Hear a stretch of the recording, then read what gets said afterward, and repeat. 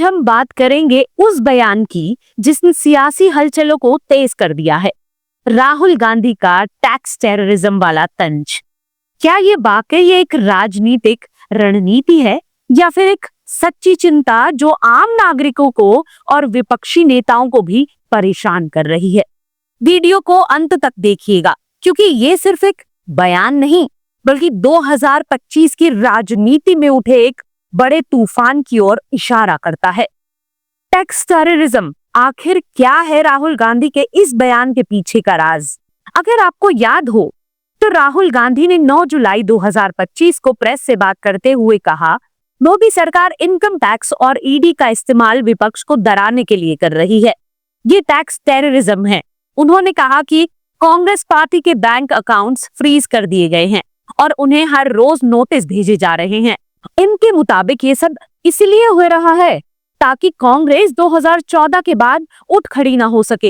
ये बयान उस वक्त आया है जब कांग्रेस और इंडिया गठबंधन 2026 के राज्य चुनावों की रणनीति तैयार कर रहे हैं और ये आरोप सीधे तौर पर सरकार की राजनीतिक नीयत पर सवाल खड़े करता है। अब सवाल ये उठता है कि क्या ये पहली बार हुआ है? नहीं। ईडी और आईटी के छापे पिछले कुछ सालों में बहुत तेजी से बढ़ रहे हैं, खास तौर पर उन नेताओं और संगठनों पर जो सरकार के खिलाफ खड़े होते हैं। अब इसके पीछे भी कुछ ऐसे आंकड़े हैं जिन पर गौर करने की जरूरत है। जैसे कि सरकार के अपने डेटा के अनुसार 2014 से लेकर 2024 तक ईडी की तरफ से दायर मामलों में 6 गुना बढ़ोतरी हुई है। वहीं यूपीए शासनकाल में ईडी की सालाना कार्रवाई औसतन 150 से कम थी, जबकि अब ये संख्या 1000 पार कर चुकी है। लेकिन चौंकाने वाली बात यह है कि कन्विक्शन रेट सिर्फ 0.5% के आसपास है। यानी मामलों की तादाद तो ज्यादा है लेकिन अदालत में साबित बहुत कम हो पाई। इस तुलना से ये सवाल भी उठता है, क्या कार्रवाई की प्राथमिकता राजनीतिक विरोधियों पर ज्यादा है या असल अपराधियों पर? 2023-24 में इनकम टैक्स डिपार्टमेंट ने 5000 से ज्यादा नोटिस भेजे, जिसमें बड़ी संख्या विपक्षी नेताओं और उनके सहयोगियों की भी थी। इनमें दिल्ली, महाराष्ट्र, पश्चिम बंगाल और तमिलनाडु जैसे राज्यों के कई बड़े नेताओं का नाम शामिल है, जिनकी पार्टियां केंद्र सरकार की आलोचक रही हैं। तो राहुल गांधी का ये कहना है कि सरकार टैक्स और जांच एजेंसियों को राजनीतिक हथियार की तरह इस्तेमाल कर रही है। पूरी तरह बेबुनियाद नहीं कहा जा सकता। क्या ये चुनावी रणनीति है या लोकतंत्र संकट? टैक्स टेररिज्म शब्द सिर्फ एक आरोप नहीं है, ये जनता में डर और विपक्ष में असुरक्षा की भावना को दर्शाता है। राजनीतिक रणनीति के तौर पर इससे सत्तारूढ़ी दल ये संदेश देता है, जो हमारे खिलाफ खड़े होंगे वो सुरक्षित नहीं है। ये संदेश चुनावी लाभ के साथ साथ राजनीतिक नैरेटिव कंट्रोल करने का तरीका भी बनता जा रहा है। दूसरी ओर ये स्थिति लोकतंत्र के लिए खतरनाक संकेत हो सकती है। अगर सभी विरोधी आवाजों को डराकर चुप कराया जाए तो विपक्ष की भूमिका समाप्त हो जाएगी और वही लोकतंत्र की सबसे बड़ी हार होती है। ये विषय अंतर्राष्ट्रीय संस्थाओं की नजर में भी आता रहा है।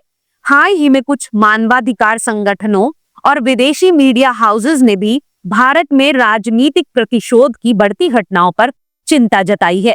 राहुल गांधी का ये बयान सिर्फ पीड़ित होने की शिकायत नहीं है, बल्कि आने वाले समय में एक बड़ा नैरेटिव खड़ा करने की तैयारी भी हो सकता है। वही सरकार ने राहुल गांधी के बयान को पूरी तरह खारिज किया है। बीजेपी नेताओं ने कहा, कानून अपना काम कर रहा है, अगर किसी ने कुछ गलत किया है तो डरने की कोई जरूरत नहीं। वित्त मंत्रालय ने भी कहा कि आईटी और ईडी स्वतंत्र एजेंसियां हैं और उनके फैसलों में सरकार की कोई भूमिका नहीं है। हालांकि कई विश्लेषक ये भी पूछते हैं कि अगर एजेंसियां स्वतंत्र हैं तो फिर उनकी कार्रवाई का पैटर्न इतना एक तरफा क्यों दिखाई देता है? लेकिन सवाल ये है, अगर कार्रवाई इतनी निष्पक्ष है तो विपक्षी नेताओं की ही संख्या ज्यादा क्यों है इन रेड्स और नोटिसेस में? राहुल गांधी का बयान ऐसे समय आया है जब इंडिया गठबंधन सरकार के खिलाफ अपनी रणनीति दोबारा मजबूत करने की कोशिश कर रही है। टैक्स टेररिज्म जैसे शब्द ना सिर्फ मीडिया में गूंजते हैं बल्कि पब्लिक के बीच नाराजगी और हमदर्दी दोनों बटोर सकते हैं। ये भी अहम है कि युवाओं और नए मतदाताओं के बीच ये नैरेटिव तेजी से फैलाया जा रहा है। खासकर सोशल मीडिया कैंपेन और ग्राउंड आउटरीच के जरिए।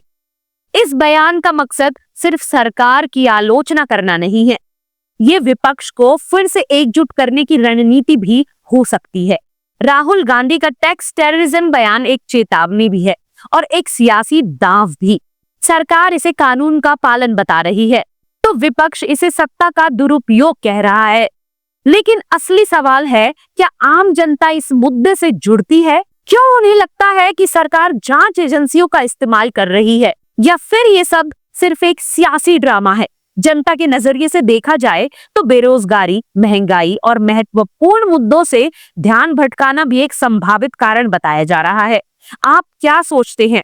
नीचे कमेंट में जरूर बताएं। अगर आपको लगता है कि ये वीडियो आपके सोचने का नजरिया बदलता है तो इसे लाइक और शेयर जरूर करें। और हाँ, अगर आप चाहते हैं कि ऐसे एनालिसिस हर दिन मिलते रहें तो चैनल को सब्सक्राइब करना मत भूलिए।